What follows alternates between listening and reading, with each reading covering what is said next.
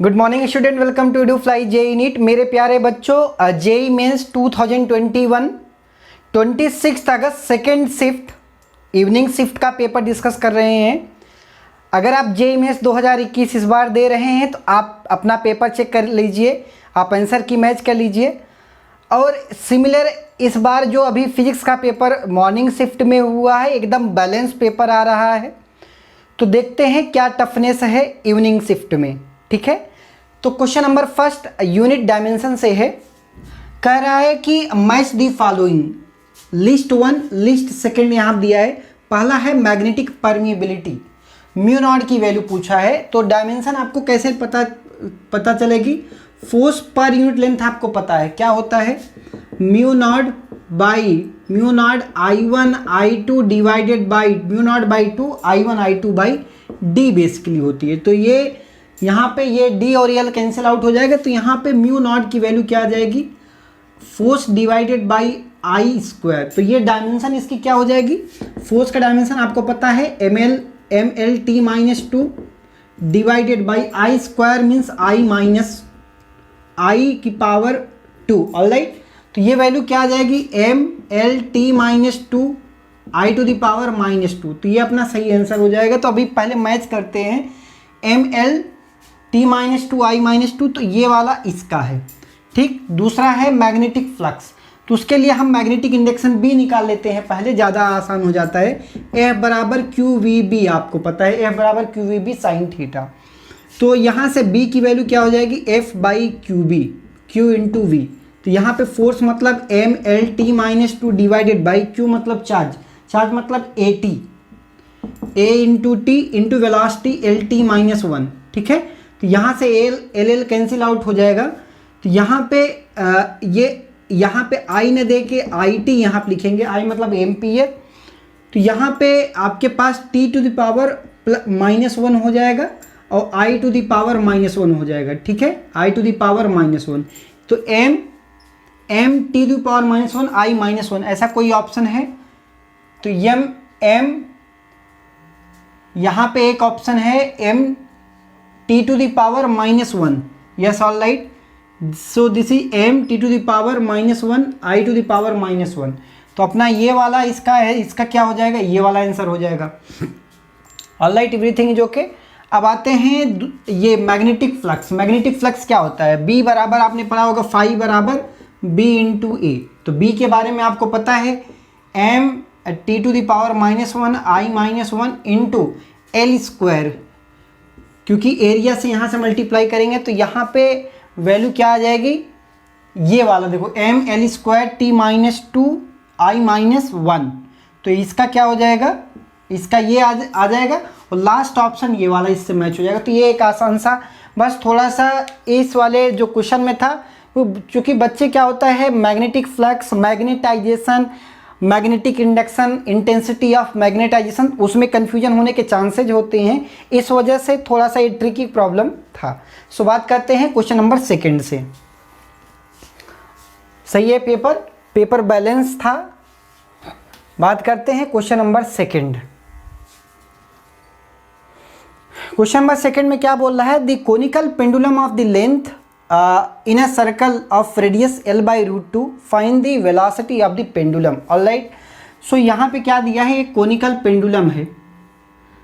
ये ऐसे क्या हो रहा है कि इसका मास m है, यहाँ पे ये लेंथ L है और ये r रेडियस में रिवॉल्व कर रहा है। तो रेडियस ऑफ द रोटेशन जो दिया है वो r की वैल्यू क्या दिया है, L बाई √2। तो अगर ये थीटा दिया है तो आप एक बात थीटा बता सकते हो क्या होगा, तो ये साइन थीटा बराबर परपेंडिकुलर अपॉन हाइपोटेन्यूस। तो यहाँ पे लगा देंगे साइन थीटा बराबर परपेंडिकुलर मतलब L by √2 divided by L करेंगे तो ये दोनों कैंसिल आउट हो जाएगा। तो थीटा की वैल्यू 45 डिग्री आ जाएगी। ऑलराइट, अब यहाँ पे कौन कौन से फोर्सेस लगेंगे वो हम देख लेते हैं। एक तो देखो यहाँ पे वेट लगेगा m इंटू जी, और यहाँ पे जो सेंट्रीफ्यूगल फोर्स लगेगा, चूँकि सर्कुलर मोशन कर रहा है, date is mv² by are. तो यहाँ पे टेन थीटा लगा दें, तो ten theta is equal to mv² divided by R divided by m into g. तो यहाँ पे टेन थीटा 45 है, तो यहाँ पे 1045 मतलब ये वैल्यू 1 हो जाएगी। तो यहाँ पे दोनों वाला हम डायरेक्ट बैलेंस कर सकते हैं। तो ये बराबर m इंटू जी के, ठीक है। अब यहाँ देखिए ये दोनों कैंसिल आउट हो जाएगा, तो यहाँ से v बराबर under root of r into g हो जाएगा। अब r इंटू जी, अब r की जगह क्या है, ये रेडियस ऑफ रिवोल्यूशन है, वहाँ पे वैल्यू क्या है अंडर रूट ऑफ r की जगह l by root 2 into g. तो ये अपना आपके पास आंसर आ जाएगा। तो l by root 2 into g, तो ऑप्शन कौन सा सही है, option third is the correct option.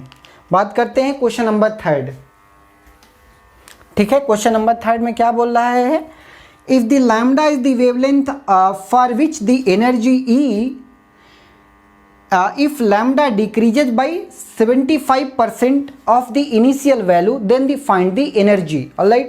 कह रहा है लैम्डा डिक्रीज कर रहा है बाई दी 75%, मतलब अगर इनिशियल लैम्डा 1 लैम्डा था तो इसका मतलब लैम्डा 2 की वैल्यू क्या हो जाएगी 3 लैम्डा बाई 4 हो जाएगी, ठीक है। अब एनर्जी में क्या रिलेशन, आपको E बराबर होता है hc बाई लैम्डा, ये तो आप जानते हो। तो ये एनर्जी E1 थी, चूंकि यहाँ पे लैम्डा 1 था, लैम्डा 1 की वैल्यू लैम्डा थी। अब दूसरा क्या हो गया कि अगर लैम्डा क्या हो रहा है, घट रहा है, तो एनर्जी बढ़ेगी, जाहिर सी बात है। तो h इंटू सी अपन लैम्डा 2 की जगह वैल्यू क्या हो जाएगी 3 लैम्डा बाई 4। अब यहाँ पे एनर्जी डिफरेंस पूछा था, तो एनर्जी डिफरेंस क्या आ जाएगा E2 माइनस E1, तो ये वैल्यू क्या आ जाएगी 4hc by 3 lambda minus hc by lambda. तो वैल्यू क्या आ जाएगी बेसिकली hc बाई 3 लैम्डा आ जाएगा, ठीक। अब ये hc बाई लैम्डा को तो E बोलते हो, तो E बाई 3 आपके पास ये क्या आ जाएगा, दैट इज एनर्जी डिफरेंस। इसमें यही पूछा था फाइंड द एनर्जी गेन, पूछा था एनर्जी गेन कितने का है E बाई 3 का है। तो एनर्जी गेन कितने का है E बाई 3, तो correct option is option A. बात करते हैं क्वेश्चन नंबर 4, समझ में आ रहा है बच्चों। Question number 4, the angle between two vector A and B is 60 degree, then find the angle between A minus B। ध्यान समझिएगा, A माइनस बी वेक्टर और A वेक्टर के बीच में एंगल पूछा था, 4 ऑप्शन दिए थे ऐसे। तो पहले इसको डायग्राम से अगर आप समझोगे तो आराम से उड़ाते चले जाओगे। वेक्टर A दिया है, ये वेक्टर B जो है ये वाला है, इनके बीच का एंगल 60 डिग्री है, ठीक है। हमसे क्या पूछा, मुझसे ये पूछा कि A माइनस बी पहले तो हम ड्रॉ कर ले, अगर A है तो माइनस बी तो इधर होगा, ये माइनस बी हो जाएगा। अब A माइनस बी अगर यहाँ पे भी इसको प्रोजेक्ट कर सकते हैं, इस साइड भी डाल सकते हैं A, तो ये वाला जो वैल्यू होगा वो A माइनस बी होगा, चाहे आप यहाँ पे भी बना सकते हैं। और या आपके ये 5 पूछ रहा है, अब A वेक्टर तो ये वाला है और A B माइनस ये है, तो ये 5 पूछ रहा है बेसिकली। अब हम 5 के जगह पे वैल्यू कैसे लिखेंगे, tan phi, basically tan phi जो फाई है वो कैसे लिखेंगे, tan phi is equal to tan phi की वैल्यू कैसे लिखेंगे, परपेंडिकुलर अपान बेस होता है। परपेंडिकुलर इसका एक कंपोनेंट होगा, ये बेसिकली इसका ये कंपोनेंट अगर हम लें तो A माइनस बी, ठीक है। तो B cos, यहाँ पे अगर आपके पास ये 60 डिग्री है, ये भी 60 ही होगा, ये भी पक्का है। तो B cos 60 और B sin 60, तो यहाँ पे हमें क्या है B sin 60, ये परपेंडिकुलर हो जाएगा, तो B sin 60 degree divided by A minus B cos 60, A minus B, A vector minus B cos of 60, ये आपके पास फाई की वैल्यू आ जाएगी, ये वाली tan phi परपेंडिकुलर अपान बेस। अब यहाँ से फाई क्या हो जाएगा, tan इनवर्स में लगेगा B sin 60 divided by A minus B cos of 60, ठीक। आपने पढ़ा होगा कि B sin theta by A minus B cos theta, उसी का बेसिक कॉन्सेप्ट है। तो ये कौन सा ऑप्शन है, option 4 is the correct option, alright. बात करते हैं क्वेश्चन नंबर 5, समझ में आ रहा है बच्चों। तो इस तरीके से ये वेक्टर का एक क्वेश्चन आया था, ये वेक्टर का कह सकते हैं, ये वेक्टर का ही क्वेश्चन है। बात करते हैं question number 5, error in length of a pendulum is, error दिया है 0.1%, then the error in the second in the day, second in a day, ठीक। तो हम एरर पूरे डे में पूछ रहा है कितना एरर होगा, तो हमें देखो अगर आप ध्यान से समझो तो t बराबर 2 pi, t equal to 2 pi under root of L by g, ये तो आपको फार्मूला पता है। तो इसका मतलब डेल्टा टी बाई टी अगर हम लिखें तो ये तो कांस्टेंट टर्म ही है, तो 1/2 delta L by L, 1/2 delta L by L. G में कोई एरर नहीं है, लेंथ में ही एरर है। तो इसका मतलब डेल्टा टी निकालना है, और टी हमें पता है एक दिन में 24 आवर्स और 1 आवर्स में कितना 3600 second equal to 1/2 delta L by L ही आपको ये दिया है। कितना दिया है 0.1%, 0.1 डिवाइडेड बाई 100 कर लेंगे।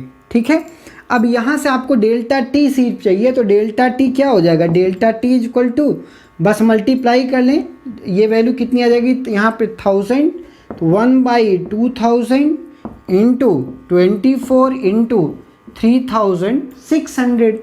अब ये देखें ये 2 0 उड़ गया। अब यहाँ पे ये इसको कैंसिल आउट कर देंगे, 4 5 जा 20 और 4 6 जा 24। अब इसको सॉल्व कर लेंगे तो आपके पास वैल्यू कितनी आएगी 43.2 के बराबर आ जाएगी। ठीक है, इसको सॉल्व करने पे 43.2 second.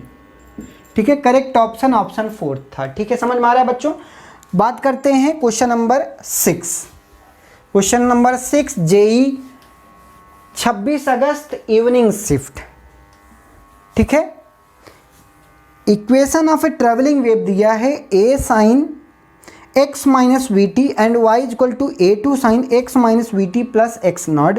Find the resultant amplitude. अब रिजल्टेंट एम्पलीट्यूड के बारे में देखो, आपको पता है कि रिजल्टेंट एम्पलीट्यूड क्या होता है। ए नेट के बारे में आपने इंटरफेरेंस में पढ़ा है। ए नेट बराबर क्या, a1 under root of a1 square plus a2 square plus 2a1 a2 cos of phi. लेकिन ये फाई क्या है, फेज डिफरेंस है। तो अब फेज डिफरेंस और पाथ डिफरेंस रिलेशन आपको पता है क्या, phase difference equal to 2 pi by lambda into path difference delta X. ठीक है, अब यहाँ पे हमें सब कुछ पता है। 2 पाई बाई लैम्डा की वैल्यू क्या दिया है, a1 दिया है, a2 दिया है, k दिया है, 2 पाई बाई ये k दिया है इंटू एक्स नॉट दिया है। ठीक है, तो 2 pi by lambda into delta x not ये दिया है। तो यहाँ से 2 पाई बाई के, बेसिकली ये लैम्डा दिया है, के नहीं ये लैम्डा दिया है। Yes all right. तो ये वैल्यू क्या हो जाएगी 6.28 इंटू डेल्टा एक्स मतलब 3.5। तो ये लगभग वैल्यू क्या आ जाएगी, तो यहाँ पे पहले तो हमें लैम्डा निकालना पड़ेगा। लैम्डा में क्या है 2 पाई बाई के है। अब 2 पाई तो मुझे पता है 2 पाई इंटू के की वैल्यू यहाँ पे दिया है 6.28। तो यहाँ से k की वैल्यू क्या आ जाएगी 1 आ जाएगी। अब यहाँ पे k की वैल्यू क्या रख देंगे 1, तो ये वैल्यू कितनी आ जाएगी 7 पाई आ जाएगी। मतलब फेज डिफरेंस कितने का है 7 पाई का है। a1 भी पता है a2 भी पता है। अब चूंकि 7 पाई कॉस 7 पाई की वैल्यू -1 होती है, डायरेक्ट आप क्या लिख सकते हैं a1 square minus a2 square, sorry a1 square plus a2 square, यहाँ पे माइनस आ जाएगा -2a1 a2 कॉस फाई की वैल्यू यहाँ -1 तो ये माइनस आ गया। अब ये वैल्यू क्या हो जाएगी a1 माइनस a2 का होल स्क्वायर।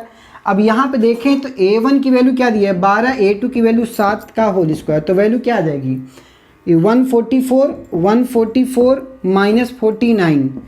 ठीक है, यहाँ पे इसका अंडर रूट लगा है तो ये अंडर रूट है ना, तो इसको सही कर लेंगे। तो ये वैल्यू कितनी आ जाएगी, ये दिया है 12 माइनस 7, अंडर रूट है दोनों हट जाएगा तो वैल्यू क्या आ जाएगी 5 आ जाएगी। तो इसका आंसर क्या हो जाएगा 5।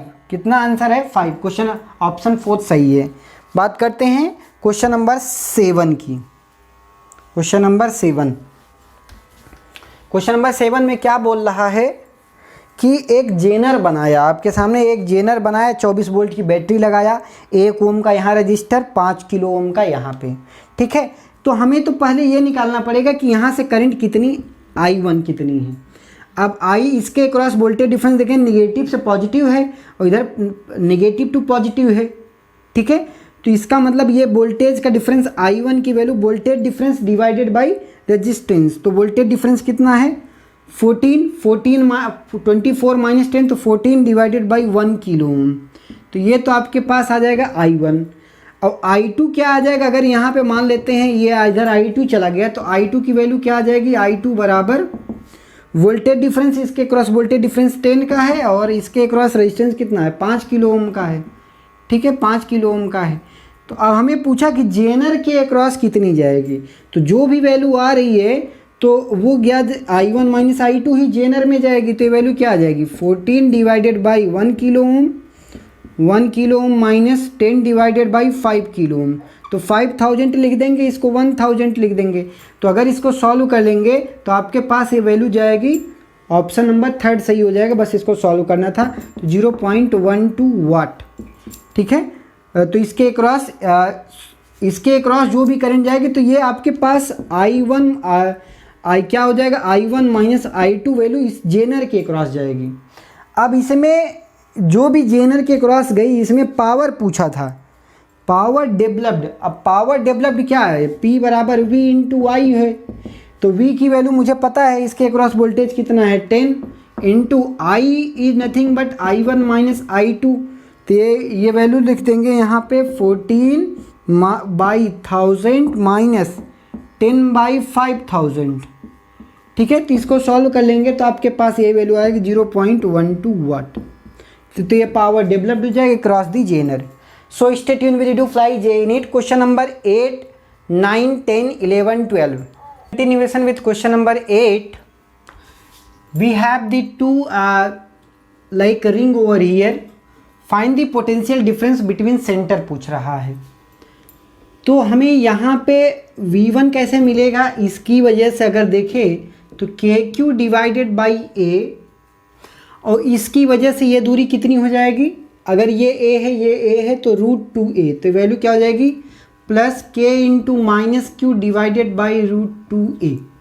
ठीक है, तो ये V1 आ गया। V2 क्या हो जाएगा, यहाँ पे अगर 2 वाले सेंटर पे देखें तो इसकी वजह से K into minus Q divided by A, यहाँ पे plus K into Q divided by, ये वैल्यू क्या हो जाएगी A √2 इंटू A। तो यहाँ से बस इसको माइनस करना था, V1 माइनस V2, चूँकि पोटेंशियल डिफरेंस बच्चों पूछा था। ध्यान समझिएगा इस चीज़ को, पोटेंशियल डिफरेंस अगर V1 माइनस V2 करूँगा तो वैल्यू क्या हो जाएगी, KQ divided by A minus KQ divided by √2A। ये माइनस करेंगे तो ये प्लस हो जाएगा, plus KQ divided by A, और ये माइनस हो जाएगा minus KQ divided by √2A। तो अगर ये देखें ये 2 टाइम्स हो जाएगा, ये वाला टर्म 2 टाइम्स हो जाएगा, तो मैं यहाँ पे 2 डायरेक्ट लिख दे रहा हूँ, और ये वाला जो है 2 टाइम्स यहाँ पे हो जाएगा, और इसको हटा दे रहा हूँ यहाँ पे। ठीक है, अब यहाँ से अगर देखें तो कुछ चीज़ें कॉमन आ रही हैं आपको आंसर दिख भी रहा होगा। KQ बाई A कॉमन ले लेंगे तो वैल्यू क्या आ जाएगी, 2 माइनस ये वैल्यू क्या आ जाएगी √2। तो ये अपना सही आंसर हो जाएगा, KQ by A in bracket 2 minus √2। ऐसा कोई ऑप्शन है, ऑप्शन पहला ही सही दिया था। ठीक है, बात करते हैं क्वेश्चन नंबर 9। ये भी एक आसान सा मतलब इलेक्ट्रिक पोटेंशियल का कॉन्सेप्ट था, 2 रिंग के डिफरेंस पे पूछा था। ठीक है, बात करते हैं कि क्वेश्चन नंबर 9 में कह रहा है कि unpolarised light passes through a polariser. 2 polariser हैं, polariser A and polariser B। Find out the angle of rotation of polariser B so that the intensity becomes 3I/8। ये बहुत पहले MS CET में क्वेश्चन स्टेट में आया है, इस बार JEE mains में आया हुआ क्वेश्चन, आसान सा बेसिक कॉन्सेप्ट पे बेस्ड। अगर एक अनपोलराइज्ड लाइट है ये वाली, अगर आप किसी पोलराइजर से गुजारते हो तो ये अगर इंटेंसिटी I है तो यहाँ पे क्या आ जाता है, I0/2 हो जाता है। अब ये रोटेशन, ये B जो है वो रोटेट कर रहा है, तो जो भी I डैश होगा that is I0 cos square theta होता है, इसमें ये रिलेशन होता है। अब ये वैल्यू क्या है, I0/2। इंटेंसिटी बता दिया आपको कितना, 3I/8। यहाँ पे cos स्क्वायर थीटा, हमें थीटा की वैल्यू सिंपल चाहिए, तो 4 2 जा 8, I0 ये कैंसिल आउट हो जाएगा। ठीक है, यहाँ पे I0 लिख लेंगे। ठीक है, तो ये आपके पास यहाँ पे 3/4 आ जाएगा, रूट लगाएंगे, √3/2 is equal to cos theta. तो थीटा की वैल्यू क्या आ जाएगी, आपको पता है थीटा बराबर कितने पे होता है, 30 डिग्री पे होता है। तो करेक्ट आंसर 30 डिग्री। तो ये भी एक आसान सा एकदम। बात करते हैं क्वेश्चन नंबर 10 की। समझ में आ रहा है बच्चों? तो चैनल पे ऐसे ही बने रहें। अगर आप नए व्यूअर्स हैं तो प्लीज़ चैनल को सब्सक्राइब भी कर लेंगे और दोस्तों में भी शेयर कर देंगे, ठीक है। Question number 10, a fighter jet plane is flying horizontally drops a bomb. एक फाइटर जेट है, एक बम को ड्रॉप कर रहा है horizontally. Find the nature of the path seen by the pilot. इसमें 99% बच्चे प्रोजेक्टाइल ये पैराबोला मारे होंगे, कन्फर्म है। बोले मतलब क्या बोला है ये तो देखो, scene by the pilot.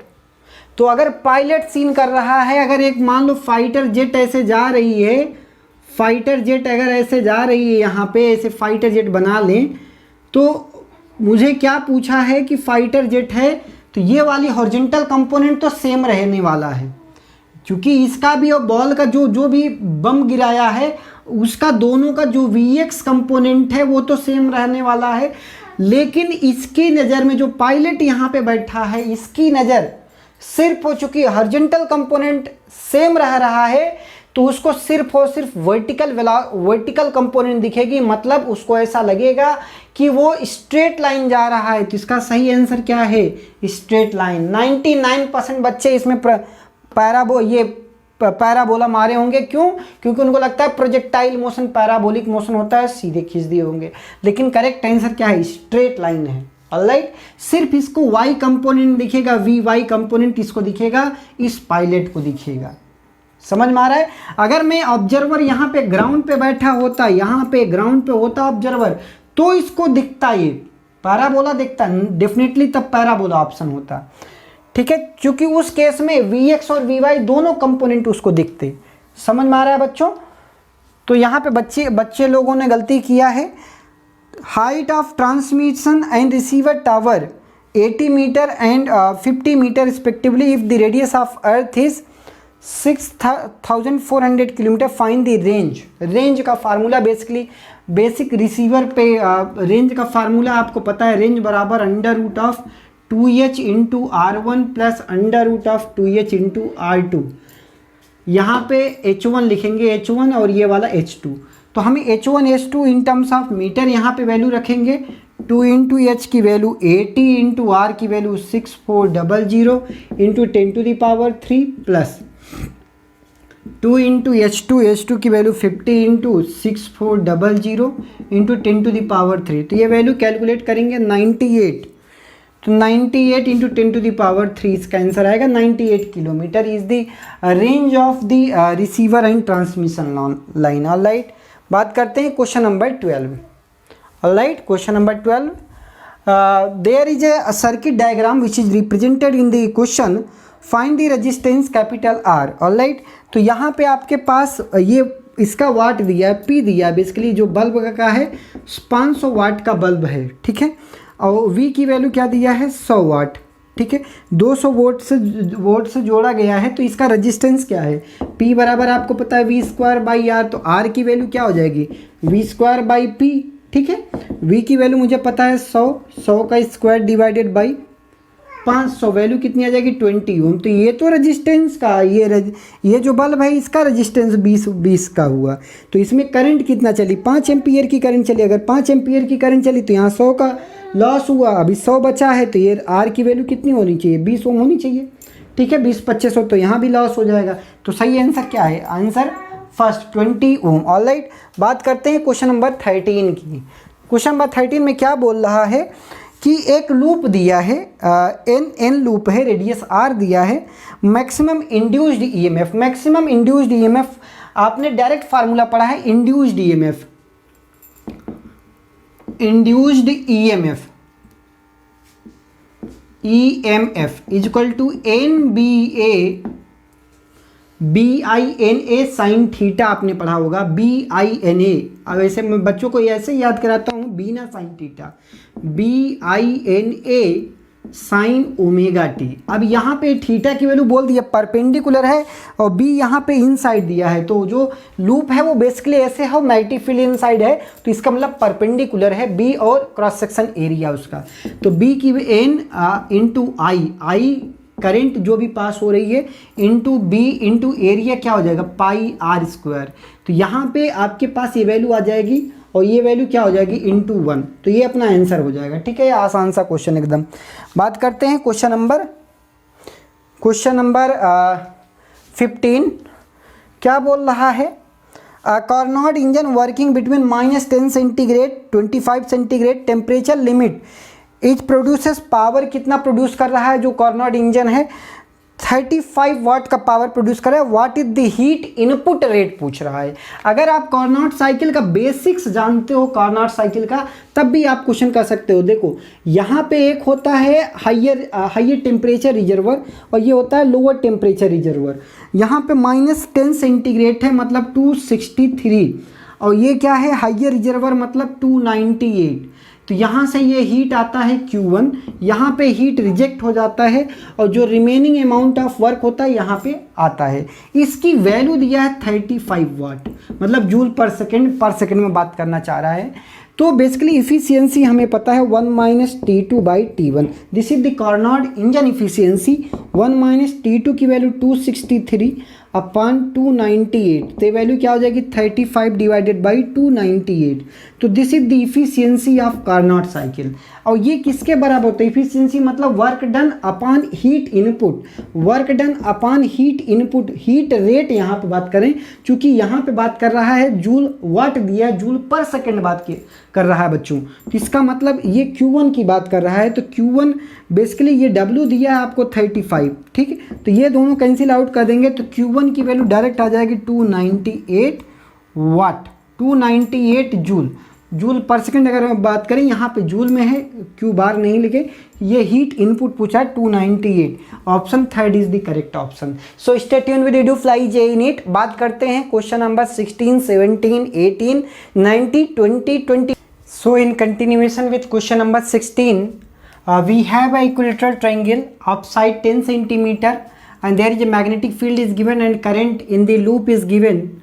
All right, so asking for torque is also given y is equal to 10 to the power -5। सो यहाँ पे हमें y की वैल्यू निकालनी है, ठीक है। तो टॉर्क बराबर हमें क्या पता है m क्रॉस b या mb साइन थीटा। अब b और इसके करंट क्या है परपेंडिकुलर है, तो यहाँ पे I into area magnetic moment into B sine 90 की वैल्यू 1। अब ये I की वैल्यू 0.2, एरिया क्या है √3/4a²। अब a की वैल्यू मुझे पता है 0.1 का स्क्वायर इंटू बी की वैल्यू मुझे पता है कितना 2 × 10⁻²। अब ये टाउ दिया है मुझे y × 10⁻⁻5, तो सब कुछ नोन है, मुझे y बस निकालना था। तो y की वैल्यू सॉल्व करेंगे तो 1.7132 आ जाएगा, मतलब √3 के बराबर हो जाएगा। तो ये भी एक आसान सा 16 नंबर question. Tau is equal to m cross b, basic concept यही था इसमें। अब यहाँ पे क्या दिया है, a solid sphere of radius r, charge q, what is the ratio of electric potential पूछा है at the point inside and outside of distance of r/2। तो अगर यहाँ से r/2 पे निकालना चाह रहे हैं और यहाँ पे r/2 पे निकालना चाह रहे हैं, यहाँ से आउटसाइड पे, तो दोनों जगह इनसाइड के लिए हमें इलेक्ट्रिक पोटेंशियल की वैल्यू क्या होती है kq divided by 2r3 3r² - x²। अब x की वैल्यू क्या है r/2 का whole square divided by v2 क्या है आउटसाइड के लिए देखें तो kq/x। अब x की वैल्यू कितनी हो जाएगी, ये वाला तो r दिया है r + r/2 मतलब 3r/2, तो वैल्यू क्या हो जाएगा kq डिवाइडेड बाई 3r/2। तो ये सॉल्व कर लेंगे तो वैल्यू क्या आ जाएगा kq डिवाइडेड बाई 2r3, यहाँ पे r²/4, 4 × 12, 12 - 1 मतलब 11r²/4 आ जाएगा, डिवाइडेड बाई ये दोनों कैंसिल आउट हो जाएगी, यहाँ पे r होगा, r बच गया, डिवाइडेड बाई ये वैल्यू कितनी हो जाएगी 2kq डिवाइडेड बाई 3r। तो अगर इसको और सॉल्व कर लेंगे तो ये वैल्यू क्या आ जाएगी 11kq, ठीक है, divided by 4 × 2 = 8r divided by यहाँ आप देखें 2KQ डिवाइडेड बाई 3R, तो R कैंसिल, KQ कैंसिल, तो यहाँ पे इंटू ये वैल्यू कितनी हो जाएगी, सब ठीक है ना, 3R/2, तो यहाँ पे 3 है, तो 3R/2, तो ये आपके पास यहाँ पे 2KQ चला गया, यहाँ पे 11, हाँ 11 इंटू 3, तो 33 डिवाइडेड बाई 16, ये अपना आंसर आ जाएगा। ऑप्शन पहला ही सही दिया था इसमें। ठीक है, बात करते हैं क्वेश्चन नंबर 18 का। लॉजिक गेट का बेसिक क्वेश्चन है। थोड़ा सा यूँ बोल सकते हो कि जिस बच्चे को कंप्लीट कॉन्सेप्ट है वही कर पाएगा। अगर ए है तो यहाँ पे भी ए गया, यहाँ पे भी गया, यहाँ पे भी है तो यहाँ पे भी गया, यहाँ पे भी गया। अब ये और गेट में और प्लस नॉट दिया है तो ए प्लस बी का बार हो गया यहाँ पे। अब यहाँ पे क्या पहुँचा, यहाँ पे ए प्लस ए इंटू बी का बार ये पहुँचा, और यहाँ पे इसमें क्या पहुँचा, B plus A plus B का बार पहुँचा। अब ये दोनों फिर मिल गए तो दोनों फिर मिला दें, A B plus A plus B का बार का पूरे का बार पहुँचा। ठीक है, पूरे का बार पहुँचा। ठीक है, तो यहाँ पे पहली बार पहुँचा ये ए प्लस बी। ठीक है, ए प्लस बी यहाँ पे, तो पहले इनका आउटपुट देखें तो यहाँ पे एक छोटी सी गलती है, ये वाला। अब ये दोनों फिर पहुँच रहे हैं तो इसका अलग से इंडिविजुअल बार हो जाएगा। अब दोनों एक साथ पहुँच रहे हैं तो पूरे का बार। तो अब यहाँ पे डिमॉर्गन्स थ्योरम लगाएंगे, तो डिमॉर्गन्स थ्योरम में ये वैल्यू क्या हो जाएगी, ए प्लस बी का बार बचेगा, ये दोनों बार का बार वही वैल्यू आ जाती है, और यहाँ क्या है, B plus A plus B का बार बचेगा। ठीक है, अब ये बेसिक आपको यहाँ पे ऑप्शन दिए हैं, कौन सा सही ऑप्शन है। तो हम पहले लॉजिक गेट बना लेते हैं, यहाँ पे ए और बी की पॉसिबिलिटीज़ देख लेते हैं कि हमारे पास वैल्यू क्या है, एक ए है, ये वाला बी है, तो कितनी पॉसिबिलिटीज़ हैं, 4 पॉसिबिलिटीज़ होती हैं, तो चारों पॉसिबिलिटीज़ देख लेते हैं। तो यहाँ 0 0 1 0 0 1 1 1। अब यहाँ पे a प्लस बी का बार, तो a प्लस बी मतलब इसका बार अगर मैं लिखना चाह रहा हूँ a प्लस बी का बार, तो और गेट लगाएंगे तो वैल्यू 0 आएगी तो 1 हो जाएगी, बाकी ये 1 आएगा तो 0 0 0 आ जाएगा। अब ये ऑपरेशन हमें परफॉर्म करना है। ये ऑपरेशन कैसे परफॉर्म होगा, हमें ए पता है यहाँ पे a प्लस बी बार, तो दोनों को ऐड कर लेंगे तो ये वाला जो कॉलम आएगा वो वाला ये वाला कॉलम हो जाएगा। तो वैल्यू क्या आ जाएगी यहाँ पे, अगर यहाँ पे ध्यान से देखें तो ये वैल्यू क्या हो जाएगी, 1 हो जाएगी, ये 1 हो जाएगी, ये 0 हो जाएगी, और ये वैल्यू क्या आ जाएगी आपके पास, 1 आ जाएगी। ठीक है, अब सब ठीक है ना, यहाँ पे ठीक है, 1 1 0 और ये 1। अब ये वाला कॉलम यहाँ पे मैं लिखना चाह रहा हूँ, ये इस वाले पे पॉइंट पे यहाँ पे, तो ये वाला कॉलम अगर मैं यहाँ पे लिखना चाह रहा हूँ b plus A plus B bar, तो यहाँ पे ये दोनों जोड़ लें तो ये वैल्यू क्या, 1 1 1, यहाँ पे इसको जोड़े तो 1 0 1 1। अब यहाँ पे फिर और गेट दोनों को और से जोड़ना है तो वैल्यू 1 1 1 1। कुछ गलत हो रहा है, यहाँ पे कुछ गलत हो रहा है। ये वैल्यू आपके पास थी यहाँ पे a प्लस बी का बार, तो a प्लस बी का बार। ठीक है, अब ये दोनों ऐड कर रहा हूँ तो ये वैल्यू 1 आ गई। यहाँ पे ये दोनों ऐड किया 1, ये दोनों ऐड किया, ये दोनों ऐड किया तो 0, ये ऐड किया तो 1। ठीक है, ये अब यहाँ पे अगर b है, यहाँ पे ये दोनों ऐड किया तो 1 0 1 और ये 1।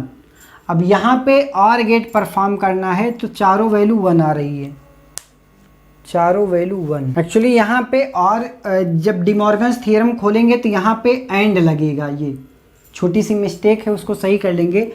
अब हमें ये क्या दोनों का एंड ऑपरेशन यहाँ पे लगाना है, तो फाइनली ये वैल्यू 1 आ जाएगा, ये 0 ये 0 ये 1। तो यहाँ पे ये 1 0 0 1 ऐसा कोई ऑप्शन है, तो अगर देखें तो 0 0 पे 1 0 0 पे 1 तो ये तो नहीं है, 0 0 पे 1 तो यहाँ पे पॉसिबिलिटीज है 1 0 पे 0 1 0 पे 0 1 0 पे 0। ठीक है, 0 1 पे 0, 0 1 पे 0, ठीक है, ये भी सही है। 1 1 पे 1, 1 1 पे 1, तो ऑप्शन सेकंड अपना सही ऑप्शन दिया है, ठीक है। तो ये भी एक मतलब थोड़ा सा टफ क्वेश्चन है, आपको हर चीज़ चेक करना पड़ेगा, ठीक है। बात करते हैं क्वेश्चन नंबर 19। 2021 जेई अपन डिस्कस कर रहे हैं, 26 अगस्त इवनिंग शिफ्ट। तो यहाँ पे आपके पास कैपेसिटर की प्लेट दिया है, तो इसको ऐसे भी बना सकते हो आप। यहाँ पे इसको मान लो C1 है, इसको मान लेते हैं C1 है, इसको मान लेते हैं C2 है, और इसको मान लेते हैं C3 है, ठीक है। अब C1 की वैल्यू क्या लिखेंगे, यहाँ पे इसका डाइलेक्ट्रिक कांस्टेंट K है, तो K1 epsilon 0 A/2 divided by D/2। अब ये C2 क्या लिखेंगे, K2 epsilon 0 A/2 divided by D/2। यहाँ पे क्या लिखेंगे, क्योंकि ये एयर है, डाइलेक्ट्रिक यहाँ पे है ही नहीं, तो एप्सिलॉन 0 A/2 इंटू D हो जाएगा। अब ये दोनों तो आपस में कैसे हैं, सीरीज कॉम्बिनेशन है, तो इसका इक्विवेलेंट क्या लिखेंगे, C1 C2 by C1 plus C2 लिखेंगे। और उसके साथ क्या करना है, C3 ऐड करना है, तो ये आपके पास C इक्विवेलेंट आ गया। C3 की वैल्यू क्या है, एप्सिलॉन 0 A/2D लिख देंगे डायरेक्ट इसको, प्लस C1 C2 आपको पता है K1 epsilon 0 A/D into K2 epsilon 0 A/D divided by K1 epsilon 0 A/D plus K2 epsilon 0 A/D। तो बस अब इसको सॉल्व करना था, तो आपके पास जो आंसर आएगा इसका, तो इसका जो फाइनली इसका जो आंसर आएगा सॉल्व करने पे, आपके पास वैल्यू आएगी epsilon 0 A/D in bracket 1/2 plus K1 K2 by K1 plus K2, ये आपके पास आंसर आएगा। तो करेक्ट ऑप्शन कौन सा है, option second is the correct option. So मेरे प्यारे बच्चों, 19 क्वेश्चन का डिस्कशन इस टाइप के ही जेई में इसका 4th जेई में क्वेश्चंस आ रहे हैं, तो आप उसके अकॉर्डिंग ही फार्मूले बेस्ड क्वेश्चंस आ रहे हैं, आप वही अच्छे से प्रिपेयर होके जाइए। Wish you all the best. आप अगर चैनल पे नए हैं तो चैनल को सब्सक्राइब भी करें, दोस्तों में भी शेयर करेंगे। तो आज के लिए बस इतना ही। आपका जो है 27 अगस्त का जो पेपर है वो कल मॉर्निंग में डिस्कस कर लेंगे। तो आज के लिए बस इतना ही। Thank you all of.